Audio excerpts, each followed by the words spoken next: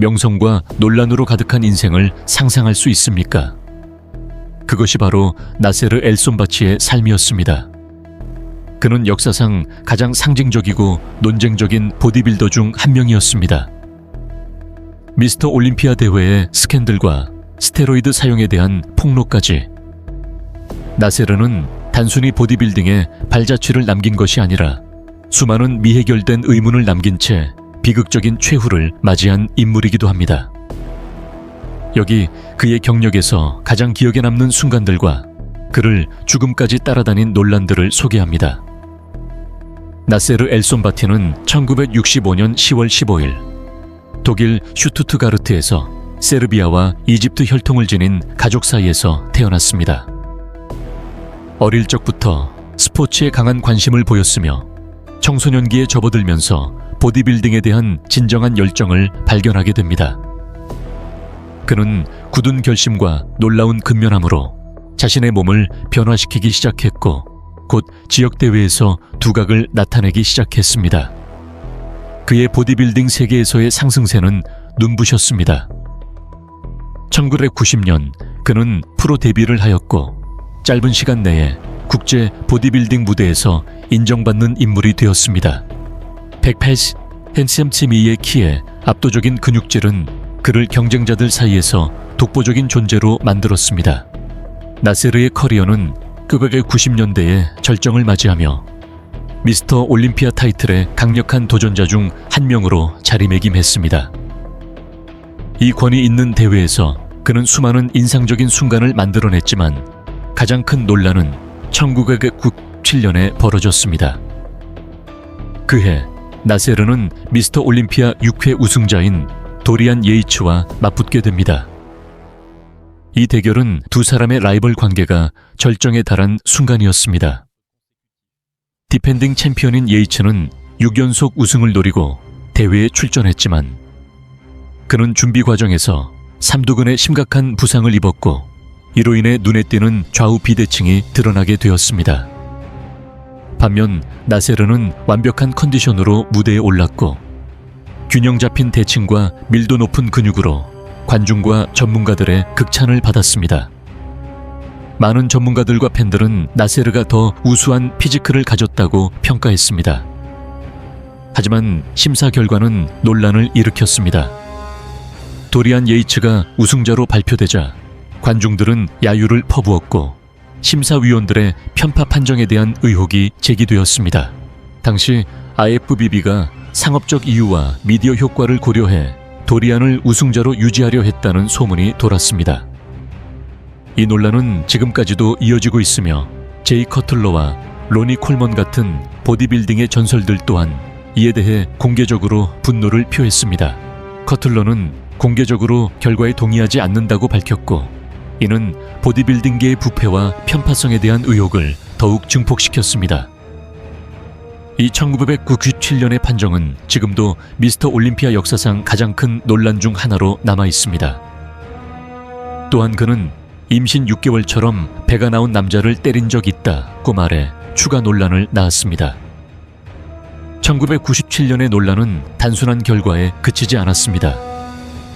나세르는 대회 운영 방식에 대해서도 강하게 비판하며 심사 과정의 공정성 부족과 조직 내 비리 가능성을 지적했습니다. 그는 IFBB가 도리안의 은퇴를 앞두고 있었기 때문에 그를 패배시키고 싶지 않았다고 주장했습니다. 비록 관계가 좋진 않았지만 도리안은 몇 년 후 나세르가 정말 인상적이었다며 자신이 연승을 멈출 뻔했다고 인정했습니다. 하지만 동시에 그는 위선자였다라고 덧붙였습니다. 이후 나세르의 성적은 점차 하락했고 2005년 은퇴할 때까지 복귀하지 못했습니다. 그는 보디빌딩의 어두운 비밀을 밝히며 다음과 같이 말했습니다. 이 스포츠를 지배하는 사람들은 선수들에게 죽음에 가까운 상태를 요구한다. 보디빌딩에는 약물에 의존하는 선수들이 많으며 가장 슬픈 사실은 99%의 프로 보디빌더들이 약을 팔거나 경비원으로 일하거나 다른 생계를 위한 일을 해야 한다는 것입니다. 이 스포츠는 위선자들에 의해 지배되고 있다. 그들은 오직 자신의 이익만을 본다. 나세르 엘손바티는 스테로이드와 다른 약물 사용에 대해 공개적으로 발언한 몇 안 되는 보디빌더 중 한 명이었습니다. 수많은 인터뷰에서 그는 보디빌딩 대회의 현실을 폭로하며 정상에 오르기 위해선 이 방법들을 피할 수 없다고 주장했습니다. 이러한 발언은 보디빌딩 커뮤니티에 큰 반향을 일으켰고 그를 향한 존경과 비판이 동시에 쏟아졌습니다. 그는 프로 보디빌더라면 누구나 스테로이드, 이뇨제 등 다양한 약물을 사용한다고 단언했습니다. 나세르 엘손바티는 자신이 사용한 스테로이드와 기타 약물의 사용 방식에 대해 상세히 설명했습니다. 이러한 약물들이 어떻게 그의 경력 전반에 걸쳐 근육량과 정의를 유지하는 데 도움이 되었는지를 구체적으로 밝혔습니다. 보디빌딩 세계에서는 이와 같은 물질 사용이 일반적인 것으로 알려져 있었지만 나세르만큼 공개적으로 이를 이야기한 선수는 거의 없었습니다. 그의 폭로는 이 업계의 현실을 드러내는 데 기여했으며 스테로이드 사용과 관련된 윤리와 위험성에 대한 논쟁을 촉발시켰습니다. 스테로이드 외에도 나세르는 성장 호르몬과 이뇨제 같은 다른 퍼포먼스 향상 방법에 대해서도 언급했습니다. 그는 이러한 약물들이 어떻게 자연적으로는 도달할 수 없는 근육 정의 수준을 가능하게 하는지를 설명했습니다. 이러한 발언은 언론의 주목을 받을 뿐만 아니라 프로 보디빌딩에서의 관행에 대한 더 깊은 검토를 불러일으켰습니다. 나세르는 강한 성격과 결과가 어떻든 자신의 생각을 숨기지 않는 솔직한 태도로도 잘 알려져 있었습니다. 그는 다른 보디빌더, 트레이너, 그리고 산업 전반에 대한 의견을 서슴없이 말했기 때문에 어떤 이들에게는 영웅이 되었고 어떤 이들에게는 악역이 되기도 했습니다. 보디빌딩 대회에서 은퇴한 후에도 그는 화학물질의 위험성에 대해 경고했지만 자신의 압도적인 피지컬을 유지하기 위해 약물 사용을 계속했습니다. 이것이 결국 본인도 모르는 사이에 그의 죽음에 이르게 한 결정이 되었습니다. 2013년 3월 20일 보디빌딩 세계는 나세르 엘손바티의 사망 소식에 큰 충격을 받았습니다. 그는 이집트 자택에서 사망했으며 장기간의 스테로이드 및 기타 약물 사용으로 인한 합병증이 사망 원인으로 추정되었습니다.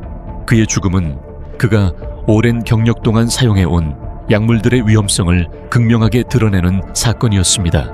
나세르의 죽음은 보디빌딩 세계에 큰 공백을 남겼으며 많은 이들이 위대함을 추구하는 과정에서 감수하는 위험에 대해 다시 생각하게 만들었습니다. 그의 죽음은 보디빌딩 커뮤니티를 충격에 빠뜨렸고 많은 동료 선수들과 팬들이 영향력 있고 재능 있는 인물의 죽음을 애도했습니다. 동시에 그의 죽음은 스테로이드 및 기타 약물 사용과 관련된 위험성에 대한 논쟁을 다시 불러일으켰습니다. 그의 사망을 둘러싼 정황은 이 스포츠에 보다 안전하고 윤리적인 접근이 필요하다는 점을 더욱 부각시켰습니다. 그의 사망 이후 나세르가 수년 동안 건강 문제와 싸워왔다는 보도들이 나왔습니다. 그는 신장 및 심장 질환을 포함한 복합적인 건강 문제를 겪고 있었고 이 문제들은 장기간의 약물 사용으로 더욱 악화되었습니다. 그의 죽음은 프로 보디빌더들이 직면하는 위험들을 상기시키는 어두운 경고이기도 합니다. 나세르 엘손바티의 인생은 승리와 논란으로 가득 차 있었으며 프로 보디빌딩의 영광과 그림자를 동시에 보여주는 삶이었습니다. 그의 유산은 여전히 살아있습니다.